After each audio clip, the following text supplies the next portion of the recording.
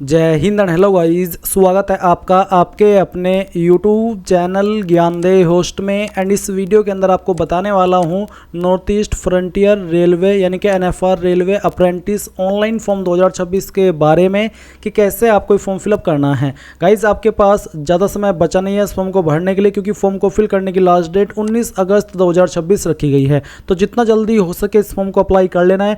आप क्या पता इस वीडियो को किस डेट में वॉच करें, बस आपको देख लेना है कि मेरे से 19 अगस्त कितना दूर है और उसके अकॉर्डिंग अपना टाइम मैनेज करके फॉर्म अप्लाई कर लेना। इस वीडियो के अंदर आपको अच्छे से बताया जाएगा कि कौन लोग एलिजिबल है और फिर कैसे आपको इस फॉर्म को स्टेप बाय स्टेप भरना है। तो चलिए शुरू करते हैं। अगर आपने अभी तक भी वीडियो को लाइक शेयर नहीं किया हो तो कर दे और चैनल को सब्सक्राइब करके बेल आइकन ऑन कर ले। इसके बाद जो लिंक वीडियो को डिस्क्रिप्शन में दिया हुआ है आप ओपन करेंगे तो जानने को मिलेगा कि 6777 पोस्ट पर ये वैकेंसी निकाली गई है। फीस की अगर बात करें तो जनरल OBC को 100 रुपये पे करने, SC ST PH and all category female इनके लिए कोई फीस नहीं है। फिर आप जानेंगे कि कौन सी वर्कशॉप के अंदर कितनी वैकेंसी है।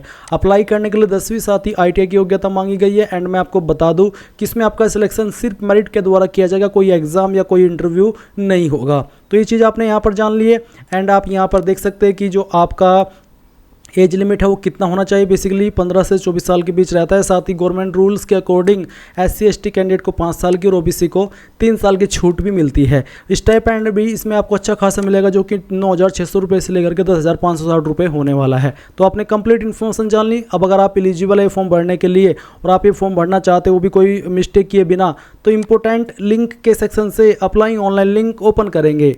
अब आपके सामने ये पोर्टल आ जाएगा। मैं आपको बता दूं कि शुरुआत में या फिर वैसे भी इसमें कई बार ईमेल में OTP नहीं आता, उसका इशू आ जाता है।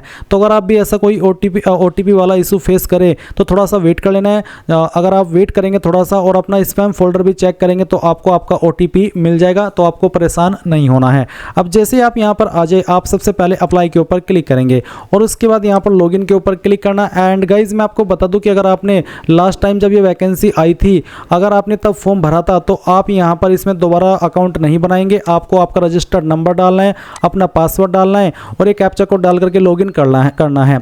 अगर पासवर्ड भूल चुके हैं तो फॉरगॉट पासवर्ड के ऊपर क्लिक करना, रजिस्टर्ड नंबर या ईमेल एड्रेस यहाँ पर डालना, आपका डेट ऑफ बर्थ सेलेक्ट कर लेना जो आपने उस वक्त भरा था और एक कैप्चा कोड डाल करके जैसे ही प्रोसीड करेंगे तो गाइज आपको मैसेज और ईमेल के माध्यम से आपका नया पासवर्ड सेंड कर दिया जाएगा, जिसका इस्तेमाल करके आप लॉगिन हो जाएंगे।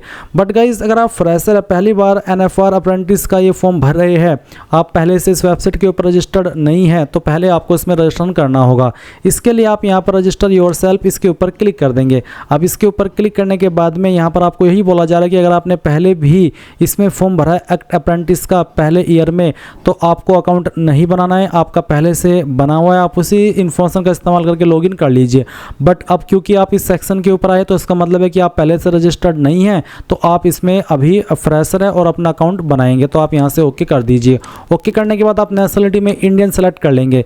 फिर जो भी आपका फुल नेम है वो आपको यहाँ पर 10th के सर्टिफिकेट के अकॉर्डिंग डाल देना है। उस फुल नेम को दोबारा डाल करके आपको यहाँ पर वेरीफाई कर देना है। फिर आपसे पूछा कि क्या आपने आपका नाम बदला है 10वीं के बाद में, अगर हाँ तो यस, नहीं तो आपको नो करना है। फिर डेट ऑफ बर्थ आपकी क्या है वो आपको यहाँ पर कैलेंडर के ऊपर क्लिक करके इस तरह से सिलेक्ट कर लेनी है। पहले ईयर, उसके बाद में आपका जो भी मंथ है वो आपको यहाँ पर सिलेक्ट करना है और ये सिलेक्ट करने के बाद में यहाँ से आपका जो डेट ऑफ बर्थ है वो यहाँ पर इस तरह से आ जाएगा। इसके बाद आप यहाँ पर आपका डेट ऑफ बर्थ एंटर कर देंगे खुद से, जैसे कि मैं आपको यहाँ पर एंटर करके दिखा रहा हूँ।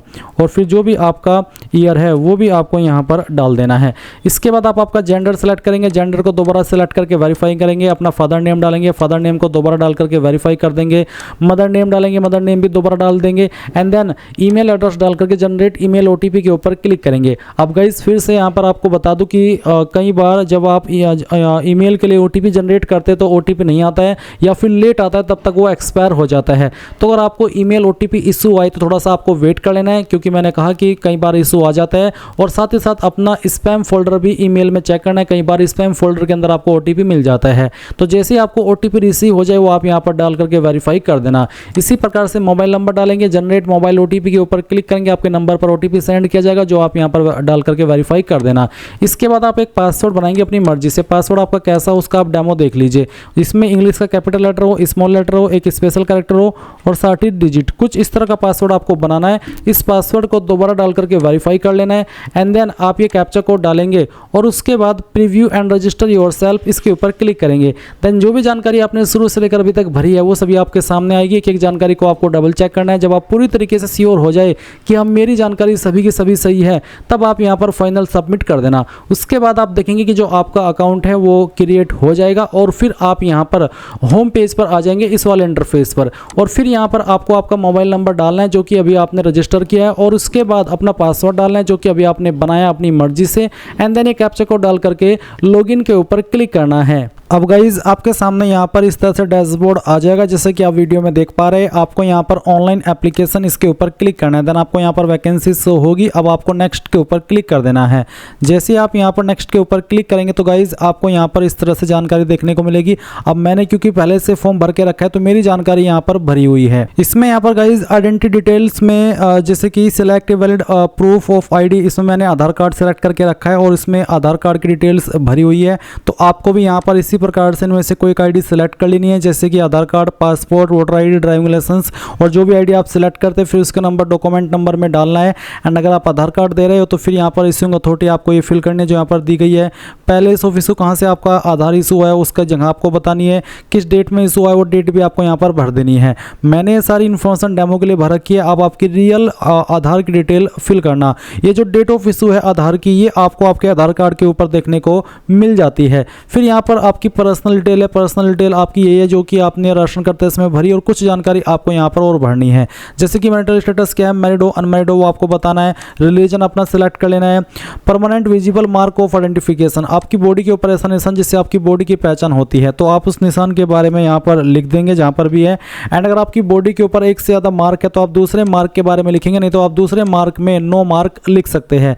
फिर है कि कम्युनिटी यानी कि आपकी कास्ट कैटेगरी जैसे कि SC ST OBC, जैसे कि अगर मैंने यहाँ पर ST सेलेक्ट किया डेमो के लिए तो इसमें आपको बताना है कि आपकी ट्राइब कौन सी है। तो आप यहाँ पर आपकी जो ट्राइब है यानी कि आपकी कम्युनिटी है उसका नाम आपको लिख देना है। सर्टिफिकेट नंबर आपको यहाँ पर डाल देना है, ये भी मैंने डेमो के लिए लिखा है। उसके बाद में कौन सी पोस्ट के अधिकारी ने आपका सर्टिफिकेट जारी किया है वो आपको यहाँ पर सेलेक्ट कर लेना है। ये जो इश्यूइंग अथॉरिटी है ये आपको आपके सर्टिफिकेट के ऊपर देखने को मिल जाएगी। जो आपका कास्ट सर्टिफिकेट होगा उसमें नीचे की तरफ जहाँ पर सक्षम अधिकारी लिखा है वहीं पर स्लैश के बाद में लिखा होता है उस पोस्ट का नाम जिसने उसको जारी किया है।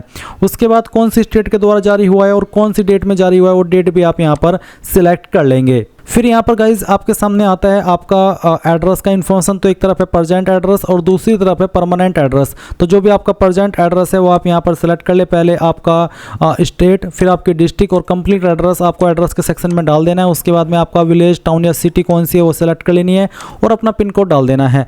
अब अगर आपका प्रेजेंट एड्रेस और परमानेंट एड्रेस सेम है तो आप इस बॉक्स को टिक कर देंगे। अगर अलग अलग है तो अनटिक करके अलग से भर सकते हैं, नहीं तो आप यहाँ पर इसको टिक करके सेव कर दीजिए और फिर यहाँ पर नेक्स्ट के ऊपर क्लिक कीजिए।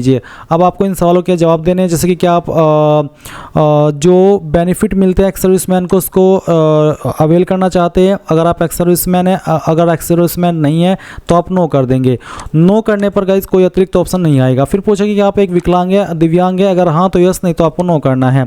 उसके बाद इकोनॉमिकली बैकवर्ड क्लास से अगर आप आते हैं तो आप यस करेंगे, नहीं तो यहाँ पर भी आपको नो कर देना है। उसके बाद आप सेव करेंगे एंड देन नेक्स्ट के ऊपर क्लिक कर देंगे। इसके बाद गाइज आपके सामने यहाँ पर क्वालिफिकेशन का सेक्शन आ जाएगा। अब जैसे कि मैंने आपको बताया भी कि मैं पहले से रजिस्टर्ड हूँ तो मेरी जानकारी यहाँ पर पहले से भरी हुई है। बट अगर आप फ्रेशर है तो आपको सबसे पहले यहाँ पर 10वीं की जानकारी भरनी है। आपको बताना है कि आपने आपकी मैट्रिकुलेशन यानी कि 10वीं कौन सी स्टेट से की है, किस बोर्ड के द्वारा किया, उस बोर्ड का नाम लिखना है, चाहे वो यूपी बोर्ड हो, CBSE बोर्ड हो, ICSE बोर्ड हो या फिर किसी भी अन्य स्टेट का बोर्ड हो, उसका नाम आप यहाँ पर लिख देना। किस साल के अंदर आपने 10वीं पास कर ली थी वो साल सेलेक्ट कर लेंगे और कितने नंबर आपको आए थे वो यहाँ पर डाल देंगे और फिर अपने टोटल नंबर भी यहाँ पर आपको भर देने हैं। अब अगर आपके नंबर CGPA के अंदर है तो आपको पहले तो जो आपको CGPA मिली है वो आपको नंबर में कन्वर्ट करनी और नंबर यहाँ पर मार्क्स ऑब्टेन्ड में डाल देने हैं और उसके बाद जो आपकी टोटल CGPA है उसको मार्क्स में कन्वर्ट करके वो टोटल मार्क्स में यहाँ पर भर देने हैं। उसके बाद आपकी परसेंटेज कैलकुलेट कर ली जाएगी। अब आप यहाँ पर इस जानकारी को ऐड कर देंगे। इसके बाद फिर से क्वालिफिकेशन के सेक्शन पर क्लिक करेंगे एंड यहाँ पर ITI सेलेक्ट कर लेंगे। फिर आपको बताना है कि आपका जो इसमें ITI का ट्रेड है वो कौन सा है, जो भी है वो आप यहाँ पर सेलेक्ट कर लेना। काफ़ी सारे ट्रेड दिए गए हैं, इन्हीं ट्रेड से आप इसमें अप्लाई करने के लिए एलिजिबल है।